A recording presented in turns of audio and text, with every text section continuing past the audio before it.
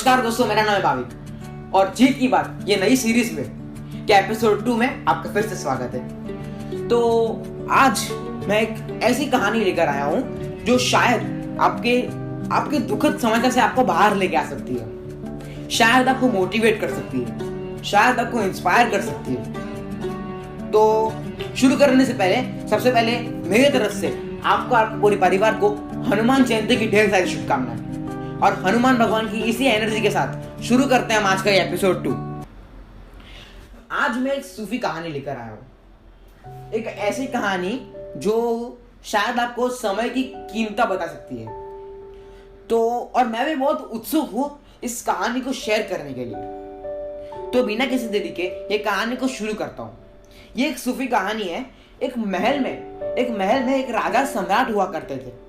सम्राट ने एक दिन अपने वजीरों से पूछा कि मुझे कुछ ऐसा सूत्र दो जो मुझे हर हालत में काम आए। सम्राट ने वजीरों से एक दिन पूछा कि मुझे कुछ ऐसा सूत्र दो जो मुझे हर हालत में काम आए। वजीरों ने बहुत सोचा कि ऐसा कौन सा सूत्र है जो हर हालत में हमारे राजा को काम आएगा। बहुत सोचने के बाद वो गए फकीर के पास। एक फकीर के पास गए और फकीर को पूछा कि एक ऐसा सूत्र दो जो हमारे राजा को हर हालत में काम आएगा। फकीर ने बहुत सोचा और एक कोरे कागज पर एक सूत्र लिखा और उसे अंगूठी में बांध दिया और वही अंगूठी वजीरों ने राजा को दे दी। और वजीरों ने राजा से यह कहा, सबसे पहले आप हमें वचन दीजिए कि इस अंगूठी का यानी कि इस सूत्र का आप तभी उपयोग करोगे जब आप अपनी घटनाएं, जब आप अपने परिस्थिति, जब आप अपने प्रॉब्लम्स के आखिरी क्षण में होंगे, यानी कि जब आपके पास कोई और ऑप्शन नहीं होगा, जब आप सब कुछ करके थक चुके होंगे, तभी इसे खोलना है, क्योंकि ये घटनाएं की आखिरी घड़ी में ही इसका अर्थ प्रकट होता है। यानी कि एंड टाइम पे जब आपके पास और कोई ऑप्शन नहीं, आपको पता ही है कि अब मैं मरने वाला हूं, तो उस टाइम पे इस सूत्र का उपयोग करना, क्योंकि ये मूल्य सूत्र है। तो राजा ने वचन दे दिया। थोड़े दिन बाद जब राजा को उत्सुकता जगी कि ऐसा क्या लिखा है इस सूत्र में जो मुझे हर हालत में काम आएगा, तो उत्सुकता तो जगी थी पर पढ़ नहीं पाए, क्योंकि उन्होंने अपने वजीरों को वचन दे दिया था। कुछ साल बाद जब देशों में युद्ध होने लगा, तब जब देश पर हमला हुआ तो राजा भाग गए अपने महल को छोड़कर। जंगल में दुश्मन पीछा कर रहे थे। दुश्मन करीब आते जाते थे और उसकी घबराहट बढ़ती जाती थी। जैसे दुश्मन करीब आ रहे थे वैसे राजा की घबराहट और बढ़ रही थी। तभी अचानक अपने हाथ में राजा को वो अंगूठी याद आई और सोचा कि मुझे अब ये समय आ गया है, इस समय पे मुझे इस सूत्र का उपयोग करना चाहिए। लेकिन फिर भी उसने सोचा कि नहीं, अभी भी वो एक इंपॉर्टेंट समय नहीं है जिस समय पे मैं इस सूत्र को पढूं, थोड़ी देर और रुके। लेकिन अभी वो घड़ी भी आ गई, आगे जाके रास्ता समाप्त हो गया। अभी फिर से घड़ी आ गई कि जब उसको सूत्र खोलना ही पड़ा, क्योंकि आगे जाके रास्ता समाप्त हो गया। नीचे थी खाई। घोड़ों की आवाज और भी करीब आने लगी। घोड़े, दुश्मन के जो घोड़े थे वो और भी करीब आने लगे। उसने आखिरी क्षण में जब उसे लगा कि नहीं, अब मुझे ये सूत्र का इस्तेमाल करना चाहिए, ये समय आ गया है, क्योंकि अभी बचने का मुश्किल था। यानी कि आगे से आ रहे थे दुश्मन की घोड़ों की सेना आ रही थी और पीछे थी हमारी खाई। तो राजा फंस गए थे दोनों जगह पे। तो जब ये समय आ गया था तब उन्होंने अंगूठी खोली और सूत्र पढ़ा और कागज में कुछ भी नहीं था, खाली एक छोटा सा वाक्य लिखा था, ये भी बीत जाएगा, दिस टू विल पास। एक क्षण में उसको अपना पूरा जीवन याद आ रहा था और सोचा वो सब भी बीत गया, ये भी बीत जाएगा। उसने सोचा कि वो सब भी बीत गया, ये भी बीत जाएगा, कुछ रुकता नहीं है। रुकता क्या है, सिर्फ आया और गया।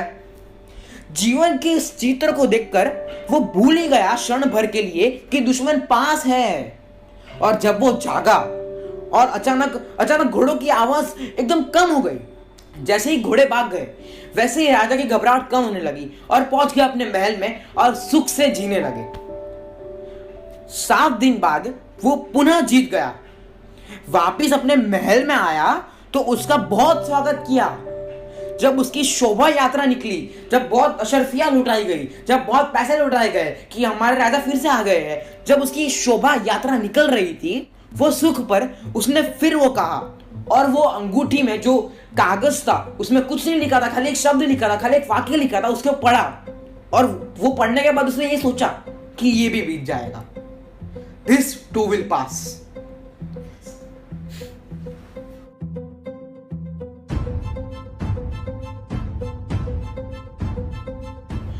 अब जाते इस कहानी के असली मकसद पर। तो अगर हम ध्यान से कहानी को फिर से रिवाइंड करें, फिर से सुने, तो एक चीज कॉमन थी। वो कॉमन चीज यही थी, वो समान चीज यही थी कि जब सुख की घड़ी थी और जब दुख की घड़ी थी, दोनों घड़ी में राजा ने वो सूत्र पढ़ा और वो सूत्र में लिखा था ये भी बीत जाएगा। यानी कि जब आप दुख से गुजर रहे हो, जब आप दुख की घटनाओं से गुजर रहे हो, तब याद रखना ये सूत्र, ये भी बीत जाएगा। और जब आप सुख की घटनाओं से गुजरे हो, जब आप बहुत सुखी हो, तब भी याद रखना कि ये पल भी बीत जाएगा। तो हमें इस कहानी से यही सीख मिलता है कि कुछ भी नहीं रहने वाला है। रुकता क्या है, सिर्फ आता है और जाता है। तो कुछ भी रुकने नहीं वाला। हम सुख की घड़ी में भी यही सूत्र इस्तेमाल करेंगे और दुख की घड़ी में भी हम यही सूत्र इस्तेमाल करेंगे कि ये पल भी बीतने वाला है। तो धीरज रखें, कोविड का भी ये समय जरूर बीतने वाला है। जब बीत जाएगा, जब वो मोटिवेशन आ जाएगा, जब वो इंस्पिरेशन आ जाएगा, तब हमें एक दुनिया का नया रूप देखने मिलेगा। जब हम इस कोविड के वॉर से जीत जाएंगे, तब एक दुनिया का नया स्वरूप देखने मिलेगा। आशा करता हूँ कि आपको वीडियो जरूर पसंद आया होगा। यहाँ तक देखने के लिए आपका बहुत बहुत धन्यवाद। जितना आपने पहले एपिसोड में इतना प्यार दिया, आशा करता हूँ कि आप इस एपिसोड को भी उतना ही प्यार दोगे। इसी के साथ मिलूंगा इसी राह पे एक नई वीडियो के साथ, एक नई मोटिवेशन के साथ। तो आज के लिए बस इतना ही, और आज के दिन की नई शुरुआत आप खुद कर सकते हो। धन्यवाद।